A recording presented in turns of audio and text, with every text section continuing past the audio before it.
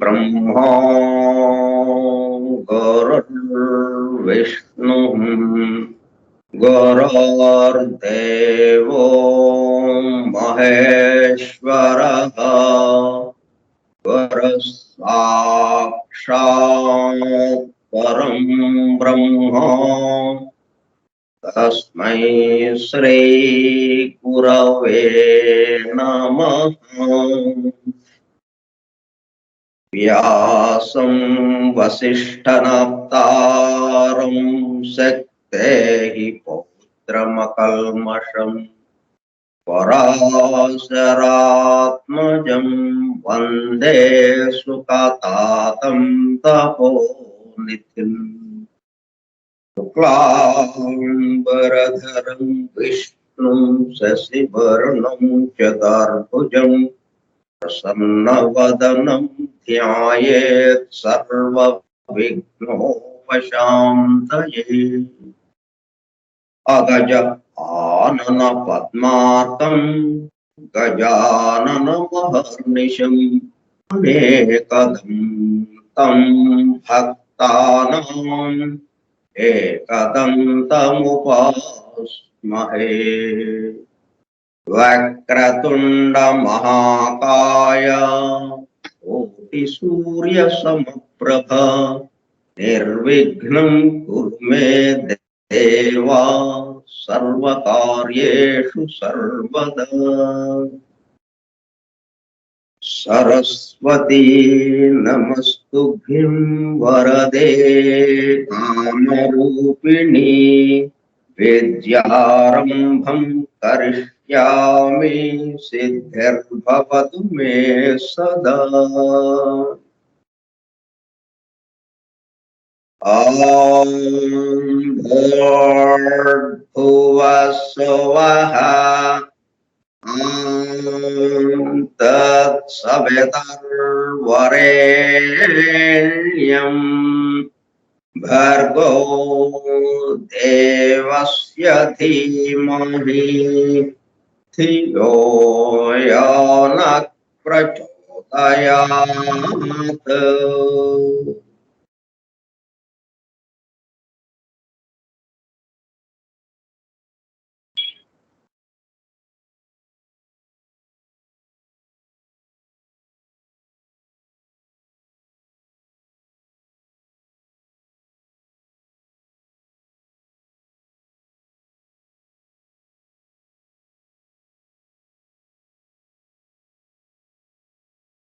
Vasudeva Vasudeva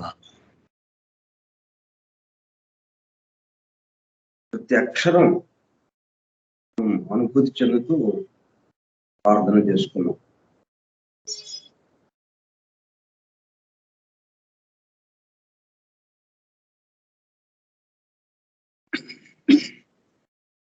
forum for truth seekers సత్యాన్వేషకుల బృందం. A text book of theosophy, దివ్య జ్ఞాన ప్రబోధిని. గ్రంథ పఠనం మరియు అధ్యయనం కార్యక్రమం. 42వ పాఠము 14/12/2021 మంగళవారం సాయంత్రం 4:30 గంటలు.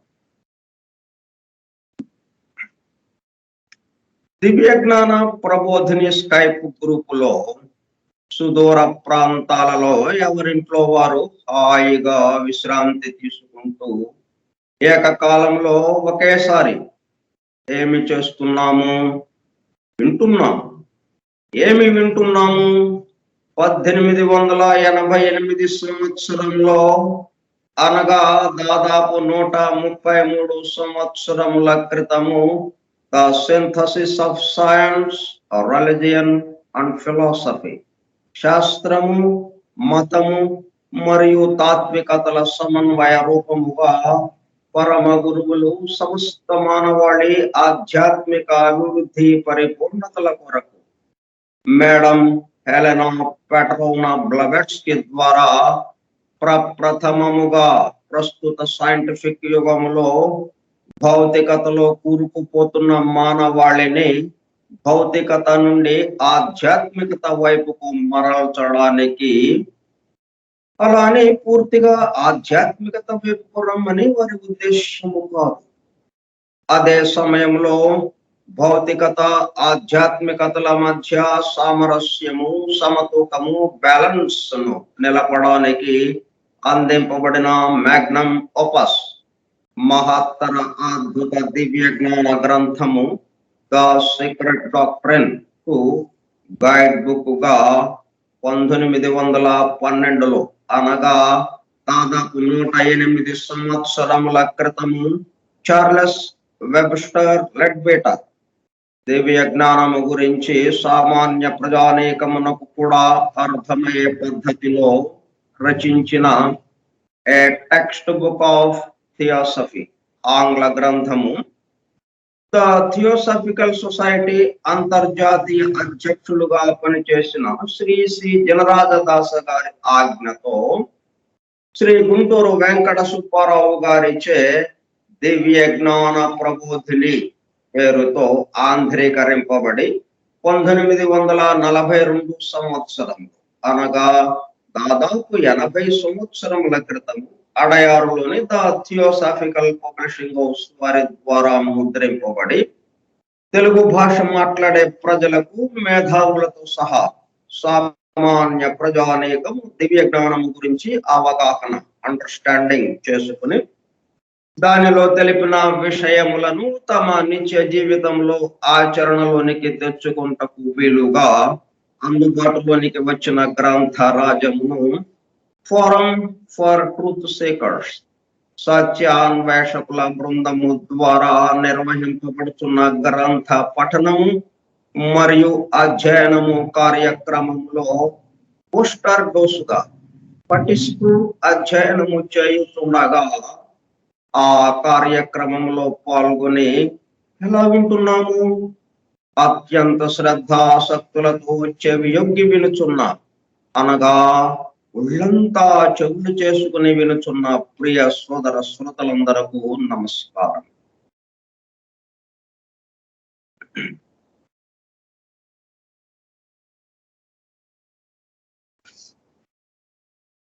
దీంట్లో ఒక చోట మనం అలా అని పూర్తిగా ఆధ్యాత్మికత వైపుకు రమ్మని వారి ఉద్దేశం కాదు. ఒక మాట, ఒక వాక్యం చెప్పుకుంటున్నాం. అంటే మనం ఆధ్యాత్మికత అభివృద్ధి పరిపూర్ణతల కొరకు మనం ఆ ఏకత్వానుభూతికి వెళ్ళడం అంటే ఈ భౌతికతను వదిలేసి వెళ్ళడం కాదు.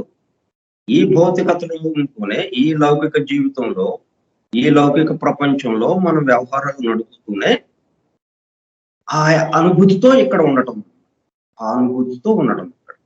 దీని అనుభూతి వచ్చేసింది కాబట్టి ఇక దీన్ని తోసేద్దాం. ఇక మనం చక్కగా హాయిగా దర్జాగా 24 గంటలు అనుక్షణం ఆ అనుభూతిలో అలా నిలబడిపోదాం, మునిగిపోదాం దాంట్లో అనేది కాదు. అప్పుడు సృష్టి ఇంకా ఆగిపోతుంది. ఇట్లా వెళ్ళిపోతూ ఉంటే, అనుభూతిలోకి వెళ్ళిపోతే మరి ఈ సృష్టి ఎందుకు చేయడం అయినా? సృష్టి నడుస్తూ ఉండాలి. సృష్టి కార్యంలో, ఈ దైవ కార్యంలో మనం పాలు పంచుకుంటూ మనం ఆయన యొక్క అనుభూతిని పొందుతూ ఉండాలి. అంటే రెండింటిని బ్యాలెన్స్ చేసుకోవాలి, సమతూకంగా ఉంచుకోవాలి. ఈ ద సీక్రెట్ డాక్టర్ను ఒక ప్రధాన ఉద్దేశం. ఎందుకంటే ఆధ్యాత్మికత వైపు వెళ్ళారు అంటే ఇక సంసార జీవితం, సంసార జీవనము, ఈ ఇక్కడి నుంచి ఈ నగరవాసము లేకపోతే పట్టణవాసము ఇవన్నీ వదిలేసేసి, మొత్తం బంధువర్గాన్ని వదిలేసి, కుటుంబాన్ని వదిలేసి ఎక్కడికో వెళ్ళిపోవటం ఇట్లా లేదు. ఇక్కడే ఉండాలి, ఈ కుటుంబంలోనే ఉండాలి, కుటుంబ బాధ్యతలు నిర్వహించాలి. ప్లస్ ఈ మొత్తం ఒకడు నిండి ఉన్నాడు అన్న భావన. ఎవరిని చూసినా, దేన్ని చూసినా, ఏ వస్తువుని చూసినా ఆ పరమాత్మ మొత్తానికి సంబంధించిన వాడు ఎవడు ఉన్నాడు, ఒకే ఒక్కడు. ఆ వన్నెస్ మనం ఫీల్ అవుతూ మనం కార్యక్రమాలు చేస్తూ ఉన్నాడు. ఆయన యొక్క కార్యంగా, ఆయన యొక్క కార్యక్రమం, ఆయన ఆఫీసులో మనం గుమస్తాగా ఉన్నాం. గుమస్తా పని అంటే ఆఫీసర్ చెప్పించేయటమే, సొంతగా చేసేది ఏముండదు గుమస్తా. కాబట్టి ఆయన పనిలో, ఆయన ఆఫీసులో పని చేస్తూ ఆయన చెప్పిన పని చేస్తూ ఉండడం. మన ద్వారా జరిగే ప్రతి పని ఆయన యొక్క పని. ఇక దానికి చిన్న పనులు పెద్ద పనులు ఉండవు. ఉదయం లేచినప్పుడు కాలకృత్యాలు తీర్చుకోవటం, ముఖం కడుక్కోవటం, ఇవన్నీ దాంట్లోకి వస్తాయి. దైవ కార్యమే, ఇట్లా తెచ్చుకోవాలి మనం. అంతేను, కొన్నేమో దైవ కార్యానికి చాలా ఉన్నతమైన పనులు అండి ఇవి భగవంతుడికి సంబంధించినవి. ఇవన్నీ ఏముంది, చాలా చిన్న చిన్న పనులు, ఇవి మనకి సంబంధించినవి, ఇట్లా విడదీయటానికి లేదు. మొత్తం ఆయన పనులు చేయాలి. ఓకే. దివ్య జ్ఞాన ప్రబోధిని యోగి లెడ్బెటర్ గారు రాసిన ద టెక్స్ట్ బుక్ ఆఫ్ థియోసఫీకి ఆంధ్రీకరణం గుంటూరు వెంకట సుబ్బారావుచే ఆంధ్రీకరింపబడినది. అడయారు థియోసాఫికల్ పబ్లిషింగ్ హౌస్ వారిచే ప్రచురింపబడినది 1942 సంవత్సరం. మనం 10 అధ్యాయములుగా ఉన్నటువంటి ఈ గ్రంథంలో, దివ్య జ్ఞాన ప్రబోధిని గ్రంథంలో 5 అధ్యాయములు పూర్తి చేసుకుని 6వ అధ్యాయమైన మరణానంతర స్థితికి సంబంధించిన విషయాలు తెలుసుకుంటూ ఉన్నాం. మరణానంతరము మొట్టమొదటిగా మనకి వచ్చే లోకము కామలోకము. ఆ కామలోక పరిస్థితుల్ని కామ శరీరంతో మనం తిరుగుతూ, ఎందుకంటే ఏ లోకంలో తిరగాలంటే ఆ లోకానికి సంబంధించిన శరీరం ఉండాలి, లేకపోతే అక్కడ ఏవి మనకి అర్థం కావు. కామ శరీరం ఉన్నప్పటికీ, ఆ లోకపు శరీరం ఉన్నప్పటికీ అర్థం కాని విషయమే ఉంటుంటే ఇంకా అసలు ఆ శరీరమే లేకపోతే ఇంకేం అర్థం అవుతాయి. మనం కామలోకాన్ని మొత్తం దర్శించలేకపోయాం. ఎందుకని? మన ఉపరితలం మీద మోటణువులన్నిటిని చేర్చేసుకున్నాం, ఒక పెంకులాగా తయారు చేశాం. అయ్యేటప్పుడు ఏముంది, అంత ఏహ్యమైనవి, చెడుకి సంబంధించినవి, ముతుగా భావాలకి సంబంధించినవి, ఇట్లా ఇవే కనిపిస్తుంది అదంతా. ఇంకా అత్యద్భుతమైనటువంటి ఇంకా 6 భాగాలకి సంబంధించి ఎంత సౌందర్యంగా ఉంటుందో అది ఏం లేవు మనకి. కాబట్టి ఏ లోకానికి సంబంధించి ఆ లోకం శరీరం ఉంటేనే ఆ లోకాన్ని మనం దర్శించగలుగుతాం. దాంతోపాటు ఈ అణువులన్నీ కూడా 7 విభాగాలకి సంబంధించిన అణువులన్నీ కూడా మొత్తం ఆ శరీరంలో తిరుగుతుంటేనే ఆ 7 విభాగాల్ని మనం సందర్శించగలుగుతాం. లేకపోతే ఉపరితలంలో ఏది ఉంటే అది ఒక్కటే కనిపిస్తూ ఉంటుంది. పచ్చ కామర్లలోకి లోకం అంతా పచ్చగా కనిపిస్తుంది అని అంటుంటాము చూడండి. ఇప్పటికి కళ్ళు పచ్చగా ఉన్నాయి, అది ఒక్కటే కదా. వాడు దేని ద్వారా చూస్తున్నాడు? పచ్చదనం ద్వారా చూస్తున్నాడు. ఇంకంతే, ఏది చూసినా పచ్చగా ఉంది. అదే మనం సామాన్యంగా ఉన్న కొన్ని ఉంది, అంటే అణువులన్నీ కూడా చక్కగా కదులాడుతూ ఉన్నాయి. దాంట్లో 7 విభాగాలకి సంబంధించిన అణువులన్నీ. దాంతో మొత్తం ఏ అణువులు వచ్చినప్పుడు ఆయా విభాగానికి సంబంధించి చక్కగా చూడగలుగుతున్నాడు, దాన్ని అనుభూతి చెందగలుగుతాడు.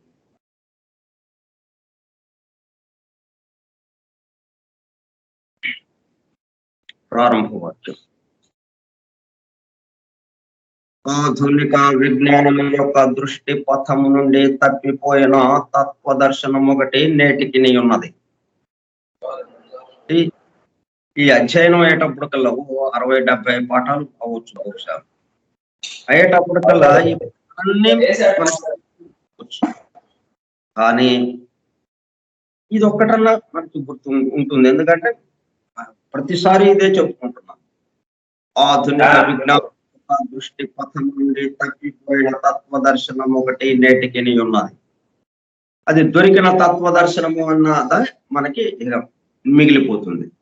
ఈ అధ్యయనం యొక్క చిట్ట చివరి యొక్క విషయం ఏంటి? అధ్యయనం అయిపోయింది అంటే దొరికిన తత్వ దర్శనముతో ఇంటికి వెళ్ళిపోవటం. దొరికిన తత్వ దర్శనం.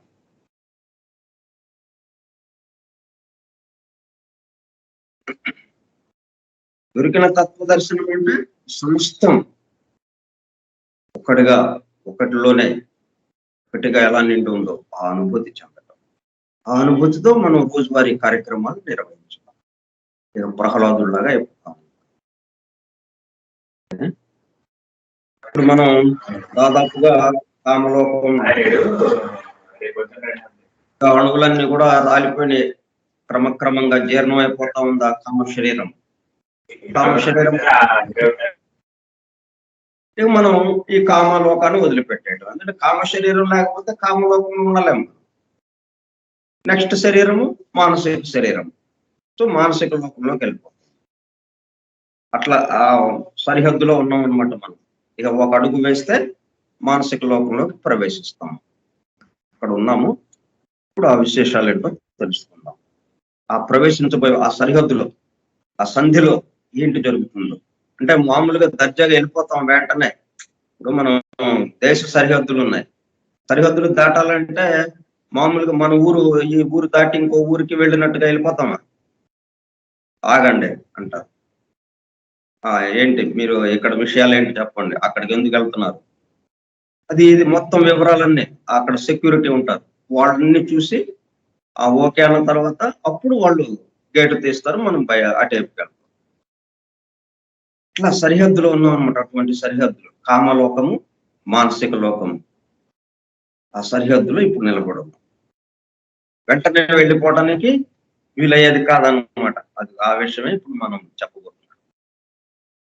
నేను మనుష్యుని మోటు భావములు అనగా నేమాత్రమైన అహంభావంతో కూడిన భావములు అన్నీను క్షీణించి, అంటే నేను నాకు ఇవే కదా భూలోకంలో మొత్తం. ఇక అదే పని, అదే పాట కదా మనం పాడాము. సరే అయిపోయింది. మరి ఇక్కడ భూలోకంలో ఏ పాట పాడావో ఆ పాటే మరి కామలోకంలో కూడా. కొత్త పాట ఏమి రాదు. ఈ లోకంలో పాడిన పాటలు మర్చిపోయి ఇక మేము ఇంకో లోకంలో ఇంకొక పాటలు పాడుకుంటామండి అంటే కాదు. భూలోకంలో ఏం పాట పాడామో అదే వినిపిస్తూ ఉంటుంది మళ్ళీ మళ్ళీ. సరే ఏం చేసాం? నేను నాకు అట్లాగా అయిపోయింది. సరే క్రమక్రమంగా అయితే ఇక్కడ యాక్షన్కే లేదు కాబట్టి, భౌతిక దేహం మనకు లేదు కాబట్టి ఎంతసేపు ఆలోచనతో ఉంటాం. ఇక ఎక్కువసేపు ఉండదు. ఇక క్రమక్రమంగా అది జీర్ణం అయిపోతుంది. అట్లా అన్ని భావాలు, మూడు భావాలు అన్నగా ఏమాత్రమైన అహంభావముతో కూడిన భావములు. అహంభావం అంటే గర్వం అని కాదు, నేను అనే భావంతో పనిచేయటం. అంటే నేను ఆ దేహాన్ని గుర్తుపెట్టుకుని కదా మనం పనిచేస్తాం. దేహమే నేను అన్నట్టుగా పనులు చేసుకొచ్చాం భూలోకంలో. అట్లాగా నేను అనే దాంతో చిన్న నేను అన్నట్టు. నేను అంటే అసలైన నేను మొత్తం సమస్త విశ్వానికి ఆ పరమాత్మకి చెందింది. నేను అనే పేరు ఎవరిది అసలు? నేను అనే పేరు పరమాత్మది. ఆయన నేను అంటే ఏంటి అర్థం? సమస్తం ఇంక్లూడ్ అయి ఉంటుంది దాంట్లో. నేను అన్న 2 అక్షరాల్లో మొత్తం ఇంక్లూడ్ అయింది దాంట్లో. మనం నేను అనేటప్పుడు సరే మనం కూడా నేను అండి. ఎందుకంటే ఆ పాత్ర వేస్తున్నాం ఇక్కడ మనం. భగవంతుడి పాత్ర ఇక్కడ మనం వేస్తున్నాం. వేసేటప్పటికల్లా మన పేరు కూడా కృష్ణుడి పాత్ర వేస్తున్నాడు. ఎన్టీ రామారావు వేశాడు. అతను ఏమన్నాం? కృష్ణుడు అన్నాం. ఆ కృష్ణుడు, అసలు కృష్ణుడు ఆయన యొక్క ఇది ఎలాగుంటుంది. ఇప్పుడు ఈ రామారావు వేస్తున్న వేషం, కృష్ణుడి వేషం వేస్తున్నటువంటి వేషంతో కృష్ణుడు అనే పేరుతో పిలువబడుతున్నట్టు రామారావు ఎలాగ ఉన్నాడు అట్లా ఉంటుందన్నమాట. ఇంత పరిమితం అయిపోతుంది. అట్లాగా పరిమితం అయిపోయి మనం పరిమితమైన నేనులో ఉన్నాం. నెమ్మదిగా ఆ నేను అనే భావాలు సంబంధించి క్రమక్రమంగా ఇక ఆలోచించే ఇది కూడా లేకుండా అలాగా స్తబ్దుగా అయిపోయింది. అంటే జీర్ణం అయిపోయింది అనమాట. మొత్తం ఆ అన్నిటికీ సంబంధించి కామలోక అణువులు, కామలోక అణువులు, ఆ శరీరంకి సంబంధించిన అణువులు, ఆ కణాలు మొత్తం జీర్ణం అయిపోయినాయి క్రమక్రమం. అన్నీను క్షీణించి పోయినప్పుడు వాని కామలోక జీవితం అంతమై,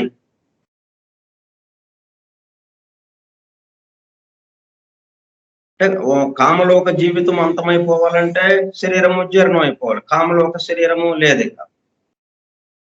అట్లాగే మానసిక లోకము జీవితము అంతమైపోయింది అంటే అర్థం ఏంటి? మానసిక శరీరము రాలిపోయింది. అట్లా ఉంటుంది. భూలోక జీవితము అంతమైపోయింది అంటే దాంట్లో నుంచి బయటకు రావటమే. భూ ఈ భూ పార్థివ దేహం అంతా రాలిపోయేదాకా మనం ఉండం. అది తేడా. ఎందుకు? వచ్చిన పద్ధతి వేరు కదా. ఈ భౌతిక లోకంలో ఈ పార్థివ దేహంలోకి ప్రవేశించాం మనం. తల్లి గర్భంలో తయారైనటువంటి ఆ దేహంలోకి మనం ప్రవేశించాం. ఇక్కడ ఈ 2 సార్ల మనం కట్టుకున్నాం వాటిని. మనం నిర్మించుకున్నాం మనకు అనుగుణంగా. అంటే మనం భూలోకంలో ఏ పార్థివ దేహంలో మనం వెళ్ళబోతున్నామో ఆ పార్థివ దేహానికి తగ్గట్టుగా ఆ పార్థివ దేహం యొక్క కర్మ ఫలాలు గాని, వాటి యొక్క ఉద్వేగాలు, ఆవేశాలు, ఆలోచనలు, ఇవన్నీ వాటన్నిటికీ అనుగుణంగా ఇక్కడ మానసిక శరీరము, ఇక్కడ కామ శరీరము పట్టుకుంటాం మనం, జీవాత్మ.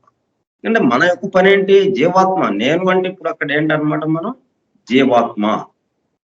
అది గుర్తుపెట్టుకోలేదు. మనం మామూలు సాధారణంగా ఏంటి? ఈ దేహం వరకే నేను అన్నట్టుగా పరిమితం. దేహంలో ఉన్న నేను, దేహమే నేను కాకుండా దేహంలో ఉన్న నేను. అప్పుడు మనకి క్లారిటీ వస్తుంది కొంత. ఓహో! మనకేదో పని అప్పజెప్పబడింది. లేకపోతే ఇక్కడికి ఎందుకు రావడం మనం? మీరు ఇక్కడికొచ్చి కూర్చుని వింటున్నారు. ఇక్కడ ఫోన్ దగ్గర పెట్టుకొని ఈ విషయాలను వింటున్నారు. ఎందుకు ఫోన్ దగ్గర పెట్టుకుని చేయటం? ఈ విషయాలు వినడం కోసం. ఫోనే మీరు కాదు కదా. ఫోన్ ద్వారా మీరు వింటున్నారు. వినేవాళ్ళు వేరేగా ఉన్నారు. ఆ వినటము ఇంకొక చోట నుంచి వచ్చేది మీరు వింటున్నారు. అది దేని ద్వారా వస్తుంది? ఫోన్ ద్వారా వస్తుంది. అట్లాగా ఈ దేహంలో మనం రావటానికి ఇక్కడికొచ్చాము. దేహంలోకి ఎందుకు వచ్చాము? ఈ దేహాన్ని ఆధ్యాత్మిక అభివృద్ధి, పరిపూర్ణతల కోసం.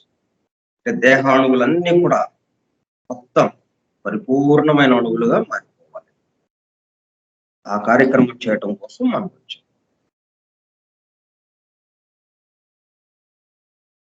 అనగా జీవుడు క్రమముగా తనలోనికి మరలుటలో, ఇట్లాగా పార్థివ దేహంలోకి రావడానికి ఒక పద్ధతి ఉంది. పైనుంచి ఇలా కిందకి దిగినట్టుగా అనిపించింది. అంటే మూడో అంతస్తులో ఉన్నాం. రెండో అంతస్తులోకి దిగాం, మానసిక శరీరం కట్టుకున్నాం. ఒకటో అంతస్తులోకి దిగాం, కామ శరీరం కట్టుకున్నాం. గ్రౌండ్ ఫ్లోర్కి వచ్చాం. గ్రౌండ్ ఫ్లోర్ లోనే 2 విభాగాలుగా ఎదరికి డబ్బులు, భౌతిక శరీరం, దాంట్లోకి వచ్చేసాం. ఇక మళ్ళీ మనం ఇక్కడ కార్యక్రమం అయిపోయింది. మళ్ళీ మనం మన స్వస్థానానికి వెళ్ళాలి. మన క్యాంప్ ఆఫీస్‌కి వెళ్ళాలి. వెళ్ళాలంటే మళ్ళీ ఇదే పద్ధతి కదా. వచ్చిన దారినే వెనక్కి వెళ్తాం. ఇది గ్రౌండ్ ఫ్లోర్ వదిలేసాం. అంటే ఫస్ట్ ఫ్లోర్‌కి వచ్చాం. అంటే కామలోకానికి వచ్చాం. కామ శరీరం. ఇప్పుడు ఇది కూడా జీర్ణం అయిపోతా ఉంది. అంటే సెకండ్ ఫ్లోర్‌కి వెళ్ళబోతున్నాం. అనగా జీవుడు క్రమముగా తనలోనికి మరలుటలో కామలోకము యొక్క సూక్ష్మతమ భాగమును కూడా దాటుట వల్ల వాని ప్రజ్ఞ ఇటుపైన మానసిక లోకంలో కేంద్రీకృతమై ఉండునని అర్థం. ఇప్పుడు ఏంటనమాట, మనం ఊరికి ఉదాహరణకి చెప్పుకున్నాం ఇది. ఇలాగ మెట్లెక్కి ground floor, first floor, second floor, third floor, ఇలాగ మెట్లెక్కుతూ వెళ్ళడము అని మనకి అవగాహన కోసం కొన్ని ఉదాహరణలు ఏంటంటే, దానికి మక్కి సరిపోదు. ఆ పద్ధతిలో ఉంటుంది ఇది అని చెప్పడం కోసం మాట కొన్ని ఉదాహరణలు. ఇప్పుడు ఈ ఉదాహరణలో ఏంటనమాట, మనం వీడు ఎక్కడో దిగడో, ఎక్కేది లేదు, దిగేది లేదు. కానీ ఆ పద్ధతిలో అనమాట. ఇప్పుడు వీడు ఇక్కడే ఉన్నాడు, కానీ మానసిక శరీరం కట్టుకున్నాడా? వీడు ఇక్కడే ఉన్నాడు. కామ శరీరం కట్టుకున్నాడు. వీడు ఇక్కడే ఉన్నాడు. తల్లి గర్భంలో తయారైనటువంటి దేహంలోకి వచ్చేసాడు. మళ్ళీ అక్కడే ఉంటాడు, ఆ పార్థివ దేహం వదిలేస్తాడు. మళ్ళీ అక్కడే ఉంటాడు, కామ శరీరం వదిలేస్తాడు. కామ శరీరం రాలిపోతుంది. మళ్ళీ అక్కడే ఉంటాడు, మానసిక శరీరం రాలిపోతుంది. మళ్ళీ అక్కడే ఉంటాడు, కారణ శరీరంలో అలాగే ఉండిపోతాడు. వాడిది అసలైంది కారణ శరీరం కదా, అది రాలిపోవటం అట్లాగేమి ఉండదు. ఎందుకంటే దాంతో తిరుగుతున్నాడు ఇప్పుడు. ఇప్పుడు ఆయనకి పని అప్పచెప్పబడినప్పుడు ఏ శరీరంతో ఉన్నాడు అనమాట? కారణ శరీరంతో ఉండి ఈ కార్యక్రమాన్ని నిర్వహిస్తున్నాడు. ఆ కార్యక్రమం పూర్తయ్యేదాకా ఇక ఆ కారణ శరీరం ఉంటుంది. వీడు ఏ దేన్నైతే టేకప్ చేశాడో, ఏ జీవాత్మ, ఏ జంతు ఆత్మకి సంబంధించినటువంటి ప్రత్యేక వ్యక్తిత్వం కలిగినటువంటి జంతు ఆత్మకి సంబంధించింది దేన్నైతే టేకప్ చేశాడో, ఆ మొత్తం అణువులన్నీ కూడా పరిపూర్ణంగా అయ్యేదాకా ఇదే పని పెట్టి. అందుకని ఇన్ని జన్మలు అనమాట. ఒక్క జన్మలు అయ్యేది కాదు అది. వాని ప్రజ్ఞ ఇటుపైన మానసిక లోకంలో కేంద్రీకృతమై ఉండునని అర్థము గాని, ఒక చోట నుండి మరి ఒక చోటకు కదిలిపోవునని అర్థం కాదు. ఇప్పుడు మనం ఏదో పని చేస్తున్నాం. పని చేసేటప్పుడు పని మీద ఉంటుంది మన దృష్టి అంతా. ఇంట్లో ఏదో వస్తువులు అటు ఇటు కదుపుతున్నాం, ఒక సర్దుతున్నాం, లేకపోతే ఆ సర్దటం మీద ఉంటుంది, ఆ వస్తువుల మీద ఉంటుంది మన మనసు అంతా. ఇక అప్పుడు మనకి ఆ తర్వాత కాసేపు ఆగిన తర్వాత ఇంకొక ఆలోచనలోకి వెళ్తాం, కూర్చుంటాం. మన బంధువులకి సంబంధించో, లేకపోతే మనం ఇంకా వేరే విషయం మన మిత్రుడి గురించో ఆలోచిస్తాం. ఇంకా దాంట్లోకి వెళ్ళిపోయాం. అంటే మిత్రుడు ఎక్కడున్నాడు? అమెరికాలో ఉన్నాడు. వాడు ఏం చేస్తున్నాడో ఇప్పుడు, వాడు కుటుంబం ఏం చేస్తున్నారు అని అక్కడంటే వాడి దగ్గరకు ఉన్నట్టే కదా అర్థం అప్పుడు. కానీ మనం వెళ్ళాము, అమెరికా వెళ్ళలేదు, ఇక్కడే ఉన్నాం. వస్తువులు సర్దేటప్పుడు ఎక్కడున్నాము? వాడి గురించి ఆలోచించినప్పుడు ఇక్కడే ఉన్నాం. ఇట్లా ఉంటుందన్నమాట. అలాగా భౌతిక దేహంతో ఉన్నప్పుడు ఎక్కడున్నాము, కామ శరీరంతో ఉన్నప్పుడు అక్కడే. కానీ కామలోకంతో, కామ శరీరంతో వ్యవహరించు ఊహలుగానే ఉంటుందన్నమాట ఇదంతా. మన యొక్క కాన్సెప్ట్ మనం దేని మీద కేంద్రీకరిస్తామో ఆ ప్రజ్ఞ కేంద్రీకృతమై ఉంటుంది. అక్కడ మానసిక లోకంలో కేంద్రీకృతమై ఉంటుంది. ఇప్పుడు దాకా ఎక్కడుంది? కామలోకంతో కేంద్రీకృతమై ఉంది. కాబట్టి కామలోకంలో తిరుగుతున్నట్టుగా మనం అనుకుంటాం. కామలోక విశేషాలు తెలుసుకుంటున్నట్టుగా ఉన్నాం, చూస్తున్నట్టుగా ఉన్నాం. అప్పుడు మానసిక లోకం లేదు ఇక, భూలోకం లేదు ఇక. ఎందుకంటే మన మనస్సంతా దీనంతా ఎక్కడుంది? కామలోకంలో ఉంది. ఈ ప్రజ్ఞ అంతా కూడా, ఈ జీవాత్మ, ఈ తెలుసుకునే ప్రజ్ఞ అంతా కూడా ఇక్కడ ఎక్కడుందనమాట? కామలోకంలో ఉండటంతో, కామ శరీరంతో కామలోకంలోనే ఉన్నాం ఇప్పుడు దాకా. ఇక అటు మానసిక లోకం కానీ, ఇటు భూలోకం కానీ మనకి లేనట్టుగా అయిపోయింది. ఎప్పుడైతే ఇది జీర్ణం అయిపోతుందో ఇంకప్పుడు ఆటోమేటిక్ గా మానసిక లోకం, మానసిక శరీరం అక్కడ కేంద్రీకృతమై అవుతుంది. అంటే ఈ అంతస్తులు ఎక్కడం దిగటం లేదన్నమాట. మనం ఉదాహరణకి చెప్పుకున్నాం, తప్పితే వాస్తవంగా అట్లాగే అంతస్తులు ఎక్కడం దిగటం అట్లాగ లేదు. వాని ప్రజ్ఞ ఇటుపైన మానసిక లోకంలో కేంద్రీకృతమైనని అర్థము కానీ, ఒక చోట నుండి మరి ఒక చోటకు కదలిపోవునని అర్థము. వాని కామ శరీరము శిథిలావస్థలో ఉన్నది, కానీ ఇంకనూ పూర్తిగా శిథిలము కాలేదు. కనుక ముందొకసారి పార్థివ శవమును విడిచిపెట్టినట్లే పార్థివ శరీరం ఉంది, టక్ అంతే, తక్షణం వచ్చాడు, బయటకు వచ్చేసాడు, దాన్ని వదిలిపెట్టినట్టు అయిపోయింది. కానీ ఇక్కడ అట్లాగా కుదరట్లేదు. పార్థివ శరీరమును విడిచిపెట్టినట్లే ఇప్పుడు ఒక కామమయ శవమును విడిచివచ్చు. అయితే ఈ రెండు శవములకును కొంచెము భేదం ఉన్నది. ఆ భేదము వల్ల కొన్ని ఫలితములు కలుగును. కనుక దానిని గమనించవలను. కొన్ని విషయాలు మనం తెలుసుకోవడం వల్ల ఏంటి, ఇట్లాగా భూలోకంలో మనం ఇట్లాగా చేయాలి, ఇలాగా చేయాలి అని ఒక అవగాహన మనకి కలుగుతూ ఉన్నది. అట్లాగే ఈ కామ శరీరాన్ని వదిలి మానసిక శరీరంలోకి ప్రవేశించే సమయంలో తీసుకోవాల్సిన జాగ్రత్త అందుకని గమనించవలను. ఎట్లా ఉంటుందన్నమాట అది? మనుషుడు మరణమున పార్థివ దేహమును విడిచిపెట్టినప్పుడు దాని నుండి పూర్తిగా విడిపోవలసి ఉండదు. కానీ కామ శరీరమును విడిచినప్పుడు అట్లు జరగదు. భౌతిక దేహమేమో పూర్తిగా విడిచిపోయి వచ్చేయటమే కాదు. పట్టుకుని వేలాడటం ఏమి ఉండదు. దానికి తోడు ఆ శవాన్ని కూడా దగ్గర ఉంచనివ్వరు. కూర్చోపెట్టటమో, లేకపోతే తగలబెట్టటమో ఏదో చేసేస్తారు. కాల్చటము, కాల్పుకి కూర్చటము, కాల్చటము చేస్తారు. ఏదో ఒకటి అక్కడికి అయిపోతుందది. దాంతో వీడు ఉండడు. మనం ఉండదు. మనము ఉండటం కూడా జరగదు. అట్లాగే అవి అవి కూడా ఉండవు. కానీ కామ శరీరం దగ్గరకొచ్చేటప్పుడు కదా, కామ శరీరమును విడిచినప్పుడు అట్లు జరగదు. ఇంకయిపోయింది టాటా చెప్పేద్దాం అంటే కాదు. సామాన్య మనుష్యుడు తన పార్థివ జీవితంలో సాధారణముగా కామలోక ద్రవ్యంలో విశేషముగా చిక్కుబడిపోవు. అంటే దీనికి ఎక్కడ మొగ్గ తొడిగిందనమాట? ఇగో ఇక్కడ భూలోకంలో. ఆ కామాలు, రాగాలు, కోరికలు, వాంఛలు ఇవన్నీ ఏంటి? ఈ కామ శరీరానికి సంబంధించినటువంటి అణువులు. ఆయా విభాగాలకి సంబంధించిన అణువులు. వాటిల్లో మనం ఎక్కువగా తిరిగాడాం. ఎక్కువగా దాని గురించి వాటిని కదిల్చామనమాట. మనం ఒక కోరిక కోరాము అంటే అది కదిలినట్టే కదా! అణువులు కదులుతుంటేనే మనకి ఆ కోరిక బయటకు వ్యక్తం అవుతూ ఉంటుంది.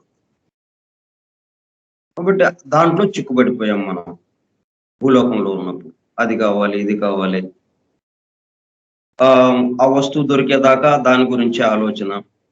ఆ వస్తువు దొరకటం కోసం ఎంతో శ్రమ చేస్తాం. తీరా చేస్తే ఆ వస్తువు మనతో పాటు రాదు. సరే. మరి అట్లా అనుకోం గదా! ఇయన్నీ రావులేను మరి అట్లాగా కాకుండా మరి ఇదంతా జరుగుతూ ఉంటుందిగా ఇదొక నాటకం మరి. అందుకని దాంట్లో చిక్కుబడిపోయాం మనం. అనగా మోటు కామములతో ఎక్కువగా తాదాత్మ్యం ఉంది. ఇది పార్థివ జీవితంలో ఉన్నప్పుడు, పార్థివ లోకంలో ఉన్నప్పుడు, భూలోకంలో ఉన్నప్పుడు. ఎక్కువగా మోటు కామములతో తాదాత్మ్యం ఉంది. అందుచేత జీవుడు తనలోనికి మరలునప్పుడు ఆ కామలోక ద్రవ్యంలో నుంచి పూర్తిగా తప్పించుకొనదగినంత శక్తి చాలదు. అందుకనే ఏమైందనమాట, ఆ చిక్కుబడిపోయాడు కదా! దాంట్లో పూర్తిగా వదిలేసి రావడానికి వీలైనంతగా ఉండటం లేదనమాట. అది పట్టేసి ఉంచుతుంది. కనుక వాడు కామ శరీరంలో నుంచి కడపట వెలువడి తన వర్తనమును మానసిక లోకమునకు మార్చుకున్నప్పుడు తనలో కొంత భాగమును కోల్పోవు. అనగా కొంత భాగము కామ శరీర ద్రవ్యంలో చిక్కుకొని ఉండిపోవు. కాబట్టి పూర్తిగా రాలేకపోయాడనమాట. కామ శరీరంలో చిక్కుకుపోయి ఉంది. ఇంకా అణువులు మనకి జీర్ణం కాలేదు. అంత గాఢతగా ఉందన్నమాట భూలోకంలో. ఆ గాఢత వల్ల ఇక పూర్తిగా మిగతా అంతా జీర్ణం అయిపోయినప్పటికీ ఇంకా కొంత భాగం శేషం అలా మిగిలింది. ఒక పట్టాన మనం కామలోకంలో నుంచి వెళ్ళటానికి వీలు లేకుండా అట్లాగ అయిపోయిందనమాట. అట్లాంటి అడ్డంకులు మనకి సృష్టింపబడుతుంటాయి. దేనివల్ల సృష్టింపబడింది? కామలోకంలో ఉన్నందువల్ల సృష్టింపబడలది. దానికి మొదలు ఎక్కడొచ్చిందనమాట? ఇదిగో భూలోకంలో మనం చేసిన పనులు. మనం ఆ వాంఛలు, కామ కోరికలు, ఆ రాగములు వాటికి ఎక్కువ ప్రాధాన్యత ఇవ్వటం. కోరికలతోనే కదా జీవితం అంతా. బుద్ధుడు అందుకే కదా మొత్తానికి కోరికలు మూలము అని చెప్పుకొచ్చాడు ఆయన. కోరిక మూలము అని. అయితే కోరికలు మరి ఎక్కడి నుంచి వస్తున్నాయంటే ఆ ఒత్తిడి వల్ల కదా మనకి. ఆ ఒత్తిడి ఎక్కడి నుంచి అంటే కొన్ని లక్షల జన్మలకు సంబంధించి కొన్ని లక్షల సంవత్సరాల పాటు నుంచి ఆ రెండో జీవ ప్రసారంలో అనేక రకాల వర్గులను దాటుకుంటూ వచ్చినప్పుడు అక్కడ ఉన్నాయి కదా అవన్నీ. అక్కడ ప్రింట్ అయినవి అవన్నీ ముద్రింపబడ్డాయి అక్కడ. అణగారిపోయి ఉన్నాయి. అవి ఇప్పుడు ఒక్కొక్కటి బయటకు వస్తా ఉన్నాయి. కాబట్టి వాటిని తప్పు అనుకోకుండా, ఇది ఉండకూడదు అనుకోకుండా వాటిని మంచిగా చేసుకొని, వాటిని నెమ్మదిగా దువ్వి ఇట్లా కాదు ఇలాగా అని వాటిని మనం ఏం చేయాలి? భగవంతుడికేసి మరల్చాలి. మన కార్యక్రమం. ఉండకూడదని అనుకోకూడదు. కామ శరీర ద్రవ్యంలో చిక్కుకుని ఉండిపోను. ఇప్పుడేమైంది, దాదాపుగా మానసిక శరీరం హద్దు దాటుతున్నాడు, దాటినట్టు ఉంది. కానీ ఇక ఒక అడుగు ఇటేపు ఉంది, ఒక అడుగు అటేపు ఉంది అన్నట్టయింది. ఒక అడుగేమో ఈ దేశపు సరిహద్దులో ఉంది. ఆ సరిహద్దు రేఖ ఉంటుంది. ఆ రేఖ ఒకవైపేమో మనకి భారతదేశంలో ఉంది, ఒక అడుగు పాకిస్తాన్‌లో అన్నట్టయిందనమాట. ఇది కామ శరీరమునకు కొంత ప్రాణశేషమునిచ్చును. కనుక అది కామలోకంలో ఇంకను స్వేచ్ఛగా సంచరించుచుండదు. ఇప్పుడేంటనమాట, మనం లేకుండానే మన కామ శరీరము కొంత భాగం సంచరిస్తూ ఉంటుందన్నమాట. ఇది ఎంత ప్రమాదం చూడాలి. మనమేమో ఇటు సరిహద్దు దాటి ఇక మానసిక శరీరానికి వెళ్ళిపోతున్నాం, మానసిక లోకానికి. కానీ ఇది కొంత భాగం అట్లాగే ఉండిపోయి అది అలాగా తిరుగుతుంది అక్కడ. అంతకుముందంటే మనం కూడా ఉన్నాం కాబట్టి అది పూర్ణంగా ఉంది, మొత్తం చక్కగా బాగానే ఉంది, ఉండవలసిన విధంగా. ఇప్పుడు మనం లేవు దాంట్లో. కానీ ఉత్త కామాణువులకి సంబంధించిన ఆ శరీరంలోని కొద్ది భాగం తిరుగుతూ ఉంది, కామలోకంలో సంచరిస్తూ ఉంది. కామలోకంలో ఇంకనూ స్వేచ్ఛగా సంచరించుతుండరు. తెలియని వారు దానిని మనుషుడనియే అనుకుని సులభంగా జ్వరబడదు. ఎందుకంటే ఇది మనం లోపలికి వెళ్ళిపోవటానికి వీలుగా ఉంటుంది కదా, ఇది పొగమంచు రూపంలో ఉంటుంది కాబట్టి ఇటు నుంచి అటు, అటు నుంచి ఇటు స్వేచ్ఛగా తిరగచ్చు, ఏది అడ్డంకి ఉండదు. కాబట్టి ఇది ఇంకా ఒక మనుషుడు సంబంధించిందే కావాలనుకొని దాంట్లోకి ప్రవేశిస్తారు. అక్కడ ఆ మామూలుగా కామలోకంలో సంచరిస్తుండేవారు. అది ఆల్రెడీ ఒక వెళ్ళిపోయాడు, దాంట్లో ఉన్న మనుష్యుడు మానసిక శరీరంలోకి వెళ్ళిపోయాడు. ఇది కొంచెం అశేషంగా వదిలిపెట్టబడింది ఇది అన్నది ముందు తెలియదు ఎవరికి. దాంట్లోకి ఖాళీగా ఉన్నట్టు అనిపించి వెళ్ళిపోతారు, జ్వరబడుతురు. అందులోనున్న ప్రజ్ఞాలేశము మనుషుని యొక్క భాగమే అయిన ఆ శవము తాను మనుషుడే అని చెప్పుకొను గనుక ఆ పొరపాటు ఎక్కువ సులభముగా సంభవించు. ప్రజ్ఞ చాలా కొద్దిగా, అంటే కామ శరీరం యొక్క అణువులతో పాటు ఆ ప్రజ్ఞ కూడా కొంత పనిచేస్తూ ఉంటుంది కదా, చాలా కొంచెంగా. అంటే ఆ కామ కణాలకి, ఆ కామ శరీరానికి సంబంధించిన అణువులకి ఏంటి, అంతకుముందు నుంచి, ఇప్పటి నుంచి 70-80 సంవత్సరాల నుంచి ఈ జీవాత్మతో మనతో పాటు ఉంది కదా. అది మనుషుడికి సంబంధించిన విషయాలతోనే ఉంది. అది పార్థివ దేహంలో ఉన్నప్పుడు అక్కడి నుంచి వస్తున్నటువంటి కోరికల్ని వ్యక్తీకరిస్తూ, అంటే ఫలానా వాడికి సంబంధించింది అన్నట్టుగా దానికి ముద్ర పడిపోయింది కదా కామ శరీర అణువులకి. కానీ ఇప్పుడేమైంది, అది వదిలేసేసి ముందుకెళ్ళిపోయాడు, సరిహద్దు దాటేశాడు, మానసిక లోకంలోకి ప్రవేశించాడు. మనం ప్రవేశించాం.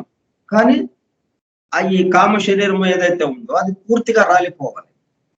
ఒక్క కణం కూడా, ఒక్క అణువు కూడా, ఒక్క కణం కూడా మిగలకూడదు.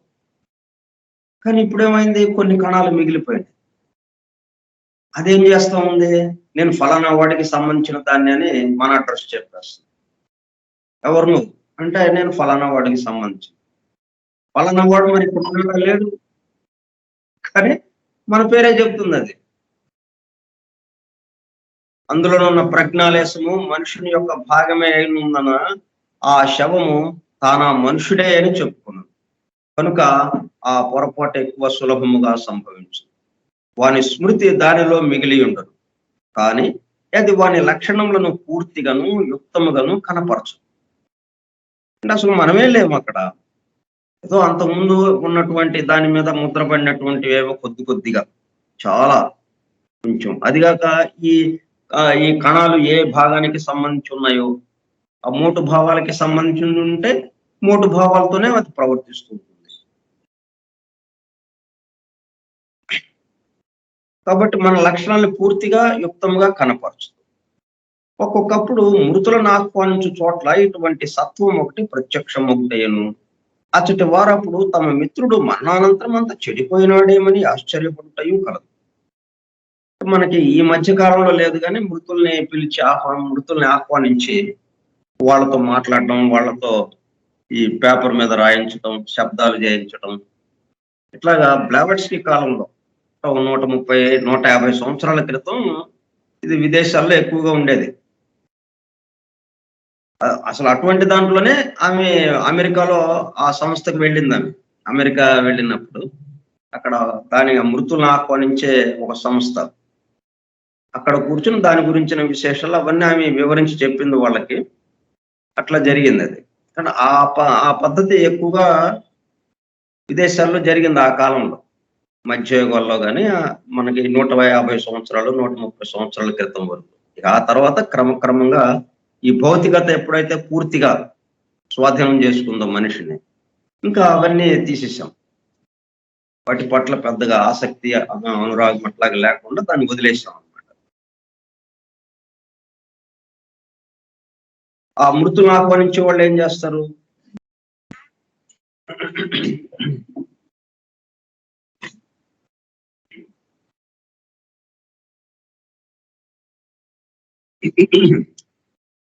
మృతులను ఆహ్వానించు చోట్ల ఇటువంటి సత్వం ఒకటి ప్రత్యక్షం ఒకటైన.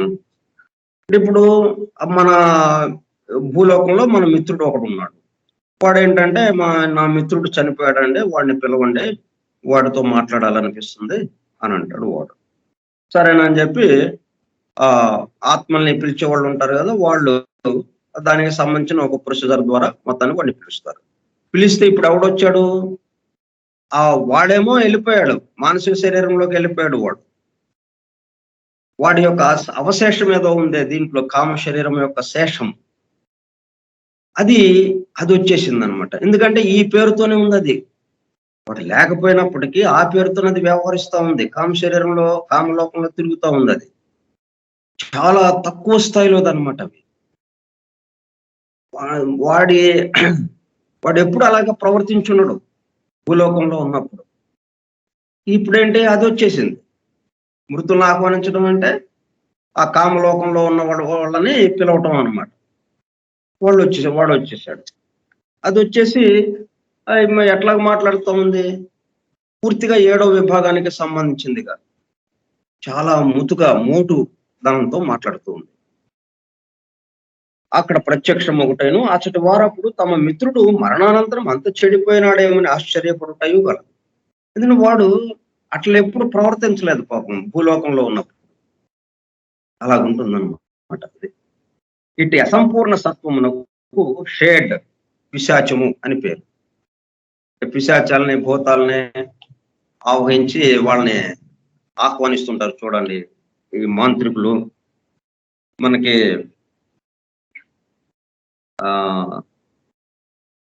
ఈ ఎండమూరి వీరేంద్రనాథ్ నవలు రాశాడు. ఒరిస్సా నుంచి వచ్చేవాళ్ళు వచ్చి అక్కడ ఏది పిశాచాలని ఆహ్వానించి ఈ చేతబడి చేయటం ఇట్లాగా ఉండేది అని అట్లా రాశాడు కదా. అటువంటి విషయాలకి సంబంధించింది అనమాట ఇది. ఇప్పుడు అదేంటంటే ఏదైతే మిగిలిపోయి ఉందో అది వచ్చేసింది అనమాట. దాన్ని షేడ్, పిశాచము అని పేరు దానికి. మరి కొంతకాలం నాకు కామ శరీరం నంది ప్రజ్ఞాలేశం కూడా నశించిపోవు. ఏదైనా కానీ నశింపు స్టార్ట్ అయింది, నశించడం అనేది స్టార్ట్ అయింది భూలోకంలో. మనం ఎప్పుడైతే పార్థివ దేహం వదిలిపెట్టామో ఇంకా అప్పటి నుంచి పార్థివ దేహంలో ప్రవేశించడమే నశింపుకి రెడీ అయినట్టే కదా. ఏదైనా కానీ ప్రారంభము ఉంది అంటే ఏంటి? అంతానికి ప్రయాణమే కదా. మనం బి ఒక గీత గీసాం, ఒక సరళ రేఖ. ఏ దగ్గర మొదలు పెట్టామంటే ప్రారంభం వచ్చిందంటే అర్థం ఏంటి? బి దగ్గర ఆగాలనే కదా. ఆ కొలత తీసుకుని అక్కడ ఆపేసి బి అని పెట్టేస్తాం. ప్రారంభం ఉంది అంటే అంతకుముందు ప్రారంభం మనం అనుకోలే, సరళ రేఖ అనే పాయింట్ లేదు కాబట్టి దానికి అంతం లేదు. ప్రారంభం లేదు కాబట్టి అంతము లేదు. మనం ప్రారంభించాము అంటే అర్థం ఏంటి? దానికి ఒక అంతం ఉంది అని. ఇప్పుడు పాఠాలు చెప్పుకుంటున్నాం, ఫలానా రోజున ప్రారంభించుకున్నాం, ఆగస్టు 16వ తేదీ 2021 సంవత్సరం ప్రారంభించామంటే అర్థం ఏంటి? ఏదో ఒక రోజుకి ఆగిపోతుందనే కదా, పూర్తయిపోతుందనే కదా. అంతమైపోతుందనే కదా. అట్లాగా. కాబట్టి అలాగే ఇప్పుడు ఈ సత్వం ఎంతకాలం ఉంటుంది? ఈ మిగిలిపోయినటువంటి కామ అణువులతో కూడుకున్నటువంటి ముతుక అణువులతో కూడుకున్న కామ శరీరం చాలా మిగిలిపోయిన కొద్ది శరీరం అనమాట. అది క్రమక్రమంగా అది కూడా నశించిపోతుంది. మరి కొంతకాలమునకు కామ శరీరం నందు ఈ ప్రజ్ఞాలేశము కూడా నశించిపో. కానీ అది ఏ జీవునిదో ఆ జీవుని తిరిగి చేరబోదు. ప్రజ్ఞలేశం అని ఉంది కదా, ప్రజ్ఞకి సంబంధించింది. ఇప్పుడు కామ శరీరము ప్లస్ ప్రజ్ఞ, ఈ 2 ఐటమ్స్ ఉన్నాయి ఇక్కడ మనకి. ప్రజ్ఞేమో పూర్తిగా వెళ్ళిపోయింది అక్కడికి, 99% వెళ్ళిపోయింది, 1% మిగిలింది అనమాట ఇక్కడ. ఇప్పుడు అది కూడా తగ్గిపోయింది, అది కూడా నశించిపోయింది. నశించింది. కానీ అది ఏ జీవునిదో ఆ జీవుని తిరిగి చేరబోదు. ఇది ఒక్కటే అయ్యో మనం దారి తప్పామే, మనం ముందుకు వెళ్ళిపోయాడు, వాళ్ళు ముందుకు వెళ్ళిపోయారు, ఎక్కడికి వెళ్ళిపోయారు అని ఎత్తుక్కుంటా రాదు, ఇక్కడతోనే ఆగిపోతుంది. అప్పుడు కూడా ఆ కామలోక శవము నిలిచి ఉంటుంది.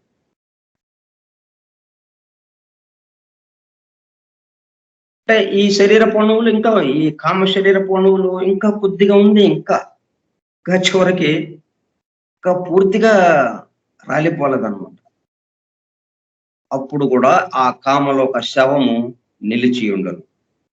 ఇప్పుడు శవం అని ఎందుకు అంటున్నారంటే ప్రజ్ఞ లేదు దాంట్లో. ప్రజ్ఞ 99 పాళ్ళకి సంబంధించింది, ఆ జీవాత్మ ముందుకెళ్ళిపోయింది మానసిక లోకం. ఇదేమో ఈ ఒక్కటిలాగా ఆగిపోయింది. ఈ ఒక్కటి కూడా ప్రజ్ఞ పూర్తిగా నశించిపోయింది. ఇక ప్రజ్ఞ లేదు, కానీ శరీరం మాత్రం ఉంది. కామ శరీరము అణువులు కొంచెం కామ శరీరం ఉందన్నమాట, నిలిచి ఉండును. బొత్తిగా పూర్వపు జీవిత లక్షణములను కోల్పోయిన ఆ శవమును షల్ అంటే పెంకు అందు. అంటే ఇక్కడ కొన్ని పేర్లు వస్తున్నాయి మనకి. షేడ్ అనేది ఒక పేరు వచ్చింది మనకి, పిశాచము షేడ్ అంటాం దాన్ని. దేన్ని అంటే ప్రజ్ఞ కొంచెం ఉంటుంది, చాలా తక్కువ మోతాదులో, ప్లస్ కొన్ని కామ శరీరానికి సంబంధించిన అణువులు, కొన్ని కామ శరీరము కొద్దిగా, కామ శరీరము దానికి సంబంధించి ప్రజ్ఞ కొద్దిగా. దాన్ని ఏమంటాం అంటే షేడ్, పిశాచం అని పిలుస్తాం అనమాట. ఇప్పుడు ఆ ప్రజ్ఞ పూర్తిగా నశించిపోయింది, కానీ శరీరం నశించలేదు. శరీరం ఇంకో కొంచెం కొట్టుకుంటున్నట్టుగా ఉందన్నమాట.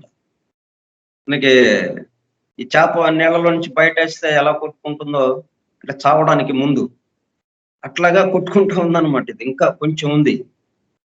ప్రజ్ఞ అయిపోయినప్పటికీ, ప్రజ్ఞ ఉన్నప్పుడేమో షేడ్ అంటున్నాం దాన్ని. ప్రజ్ఞ ఉన్నప్పుడు షేడ్ అన్నాం. ఇప్పుడు ప్రజ్ఞ వెళ్ళిపోయింది, కానీ ఒక శరీరమే ఉంది. అప్పుడు దాన్ని ఏమంటున్నాం అనమాట, షెల్, పెంకు అందులో. అంటే దాంట్లో ఇంకేం లేదు, ఇక ఓన్లీ కామ శరీర పణువులే ఉన్నాయన్నమాట. మృతులను ఆహ్వానించు చోట్ల ఈ షెల్ తనంతట తానేమి చేయదారు. అంటే మృతులను ఆహ్వానించేటప్పుడు మనం ఏంటి, పేరు పెట్టి కదా, మనం భౌతిక లోకంలో, భూలోకంలో వాడికి ఒక పేరు పెట్టాం మనం. జీవుడికి అంటే ఆ దేహంలో చేరినప్పుడు జీవుడికి ఒక పేరు ఉంది. ఇప్పుడు నేను జీవాత్మగా ఉన్నప్పటికీ నాకు ఒక పేరు ఉంది. ఇప్పుడు రాఘవరావు, ఇట్లా మనందరికి కూడా పేర్లు ఉన్నాయి. ఇప్పుడు మనం వాళ్ళని పిలవాలి అంటే ఆ పేరుతో పిలుస్తాం అన్నమాట. మరణించిన తర్వాత వాళ్ళతో మాట్లాడాలని ఉంది జీవించి ఉన్న వాళ్ళకి. అప్పుడు ఈ మృతులను ఆహ్వానించే వాళ్ళ దగ్గర చేరి, బాబు మా మిత్రుని పిలిపించు, నేను వాళ్ళతో మాట్లాడాలంటాం అని మన మిత్రులు అంటారు కింద భూలోకంలో. అంటే అప్పుడేంటే వాళ్ళు పిలుస్తారు. సరే, మనం కామలోకంలో కామ శరీరంతో పూర్తి ప్రజ్ఞతో ఉన్నప్పుడు వచ్చినప్పుడు చక్కగా మాట్లాడటం అయిపోతుంది. ఇప్పుడు షేడ్ లాగా వస్తే పిశాచం లాగా గందరగోళంగా ఉంటుంది అది. అంటే మన యొక్క అసలు మనకు ఆ లక్షణాలే ఇక్కడ మనం ఎప్పుడు మన 70 సంవత్సరాల జీవితంలో అటువంటి ఆ స్వభావాన్ని కానీ, ఆ లక్షణాలను కానీ, ఆ మాటలు కానీ లేవు మనకి, ఆ చేతలు కానీ. అటువంటి వాటిని ఇప్పుడు ప్రదర్శిస్తుంది అనమాట ఇది.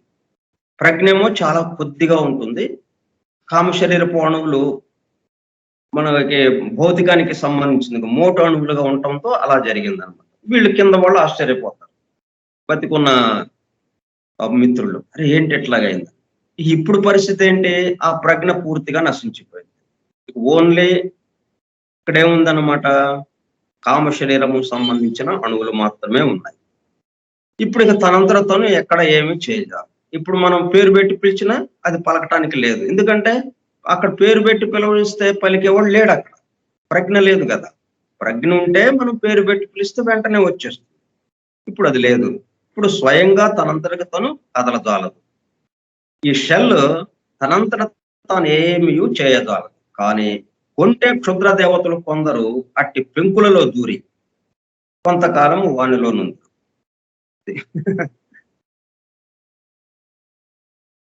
కొంటెతనంగా చేసేవాళ్ళు ఉంటారు క్షుద్ర దేవతలు కొన్ని. అంటే మనం ఏం చెప్పుకున్నాం, కామన్ లోకంలో మనం ఒక్కళ్ళమే కాకుండా ఇంకా చాలా మంది ఉంటారని చెప్పుకున్నాం కదా. వాటిల్లో క్షుద్ర దేవతలు మామూలుగా మంచికి సంబంధించిన దేవతలు ఉంటారు. ఇట్లాగా క్షుద్ర దేవతలు కూడా కొంతమంది ఉన్నారు. ఆ క్షుద్ర దేవతల విభాగంలో కొంతమంది కొంటెగా సరదాగా ఇప్పుడు ఈ పిల్లలు ఏం చేస్తుంటారు, పక్క వాడిని గిల్లుతారు. ఎందుకురా గిల్లావంటే ఏం తోచట్లేదు సరదాగా ఏముంది దీనికి, కొన్ని ఊరికే ఏడిపిస్తే ఎట్లా ఏడుస్తారో చూద్దామని సరదాగా అనమాట. అలాగా అట్లా ఈ కొంటె వాళ్ళు ఉంటారు కొంతమంది, కొంటె పనులు చేసేవాళ్ళు క్షుద్ర దేవతల్లో. కామలోకంలో అదొక విభాగం, అదొక కొంతమంది అలాగ ఉంటారు క్షుద్ర దేవతలని. వాళ్ళలో కొంటెగా ఉండే వాళ్ళు ఏం చేస్తారు, దీంట్లో దూరుతారు. ఇక అంటే ఖాళీ అయిపోయింది కదా అక్కడ, ప్రజ్ఞ లేదు అక్కడ. ప్రజ్ఞ ఉండాల్సిన స్థానం ఖాళీగా ఉంది, కానీ శరీరం ఉంది.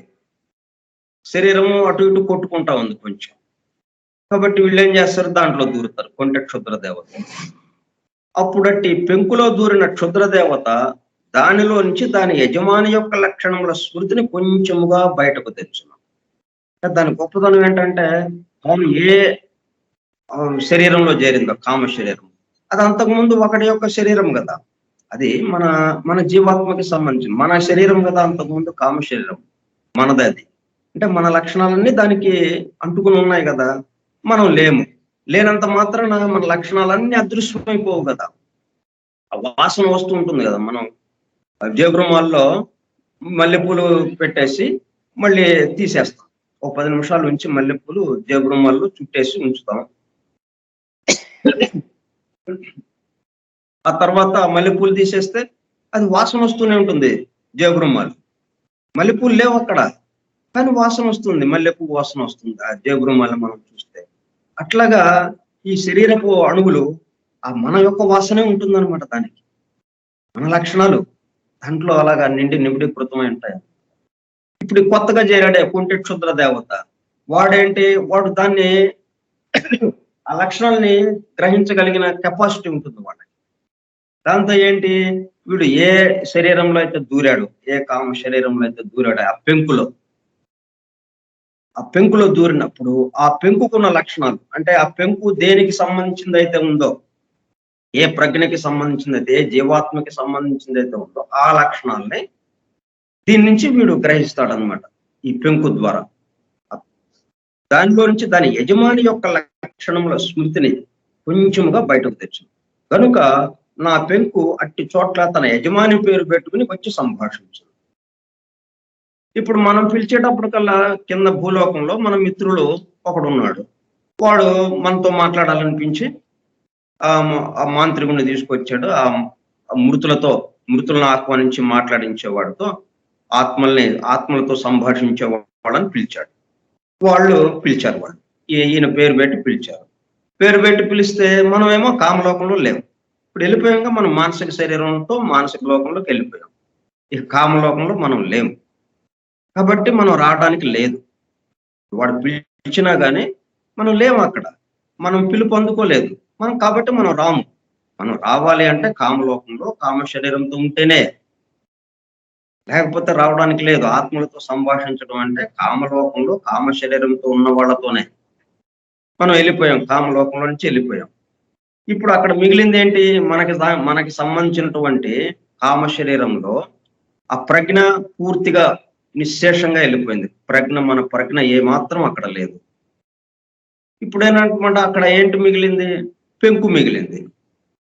ఆ పెంకులో ఒక కొంటె క్షుద్ర దేవత చేరేటప్పటికల్లా ఆ స్మృతి కొంచెంగా వాడు తెచ్చుకున్నాడు.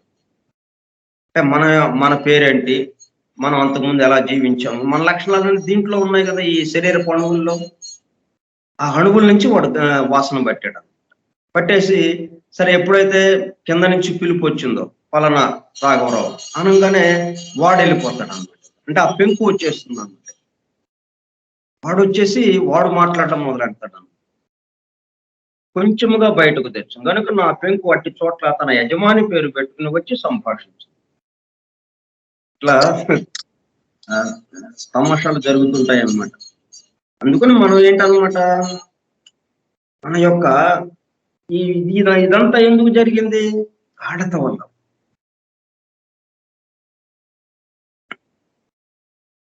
మనం ఆ భూలోకంలో ఉన్నప్పుడు మనకున్నటువంటి గాఢత అది ఇటువంటి విచిత్రాలను చేస్తుంది.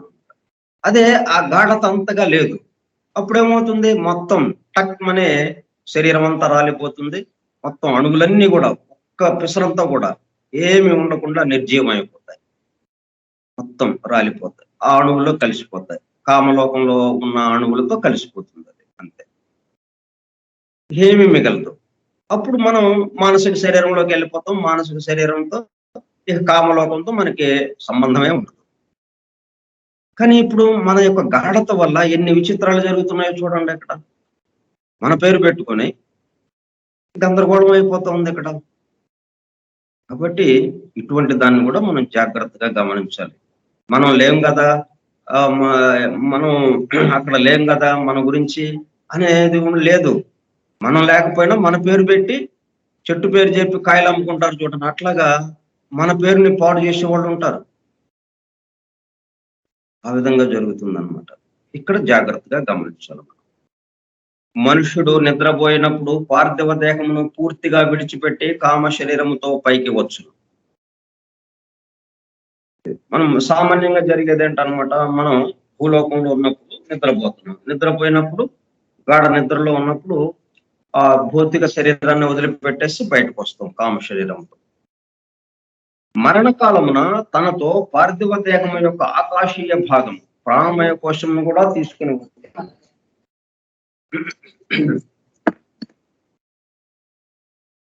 ఇప్పుడు మరణ సమయంలో ఏం జరుగుతుంది? నిద్రపోయినప్పుడేమో ఒక కామ శరీరమే బయటకు వస్తుంది. దీంతో కనెక్షన్ గా పెట్టుకున్నట్టుగా, కనెక్షన్ కట్ చేసుకున్నట్టుగా కాకుండా, ఎందుకంటే వాడు ఎప్పుడైతే మేల్కుంటాడో ఆ పార్థివ దేహం ఎప్పుడైతే అలసట పోయి విశ్రాంతి తీసుకున్న తర్వాత మరలా మేల్కాంచుతాడో, మేల్కాంచినప్పుడు ఇక్కడ ఉండాలి. లేకపోతే గొడవ అయిపోతుంది, మళ్ళీ గందరగోళం అయిపోతుంది. అందుకని ఏంటనమాట, దాంతో కనెక్షన్ ఉంచుకునే దాని నుంచి బయటకు వచ్చేసి ఇక తిరగటం మొదలెడుతుంది కామలోకంలో. కనుక దానిలో నుంచి పైకి వచ్చు సమయమున ఒక్క క్షణకాలమైనను స్పృహ తప్పి ఉండదు. పార్థివ దేహం యొక్క ఆకాశీయ భాగము మరణకాలంలో అయితే ఎట్లా ఉంది? మరణకాలంలో మనం వెనక్కి రావటం ఉండదు కదా. మరణకాలంలో మనం రోజువారీ అప్పుడు వెనక్కి రావాలి, అది దానికి తగ్గట్టుగా ఉంటుంది. మరణకాలంలో ఏంటి, ఇక మన వెనక్కి రాము. ఇంకా భౌతిక దేహం విడిచాము అంటే ఇంకంతే, వన్స్ ఫర్ ఆల్. ఇక మళ్ళీ భౌతిక దేహంలోకి ప్రవేశం లేదు. ఏదైనా ఎక్కడన్నా ఎక్సెప్షన్ కేసెస్ లో అది జరగటానికి అవకాశాలు ఉన్నాయి. సరే, అది వేరేగా ఉంటుంది. సామాన్యంగా జరిగేది ఏంటంటే మరణ కాలంలో ఇక మనం వెనక్కి అడుగు పెట్టడానికి ఉండదు కాబట్టి అప్పుడు ఎట్లాగా మనం వదులుతాము పార్థివ దేహాన్ని. మరణ కాలమున తనతో పార్థివ దేహం యొక్క ఆకాశీయ భాగం ప్రాణమయ కోశంను కూడా తీసుకుని వచ్చు. ఇక్కడేంటి, మనం ఒక్క అదే రావటం లేదు. కామ శరీరం ఒక్కటే కాకుండా దాంతో పాటు లింగ శరీరం ఉన్నది, ఈథరిక్ డబుల్ అని, దాన్ని కూడా బయటికి పీక్కొస్తుంది అనమాట. కనుక దానిలో నుంచి పైకి వచ్చు సమయమున ఒక్క క్షణకాలమైనను స్పృహ తప్పి ఉండదు. ఇట్లాగా వచ్చేటప్పుడు స్పృహ తప్పి ఉండును. ప్రాణమయ కోశము యొక్క ఉపాధి కాదు కనుక జీవుడు దానినట్లు ఉపయోగింపలేడు. అందుచేత వాడు ఆ కోశము చే చుట్టబడి ఉన్న సమయమున అటు పృథ్వీలోకమున గాని ఇటు కామలోకమున గాని వ్యవహరించుదారు. అంటే మరణ సమయం ఎట్లాగా ఉంటుంది అనే దానికి కొన్ని విషయాలు చెప్తున్నారు. అది మనం రేపు తెలుసుకుందాం. స్వస్తి ప్రజాభ్యః పరిపాలయంతాం న్యాయేణ మార్గేణ మహిం మహిషాః ఓ బ్రాహ్మణేభ్య శుభమస్తు లోకం లోకాః సమస్తాః సుఖినో భవంతు లోకాః సమస్తాః సుఖినో భవంతు లోకాః సమస్తాః సుఖినో భవంతు ఓం శాంతి శాంతి శాంతి.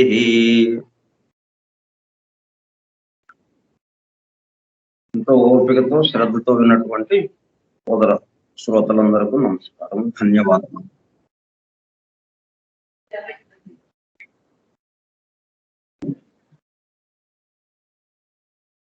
Thank you, sir.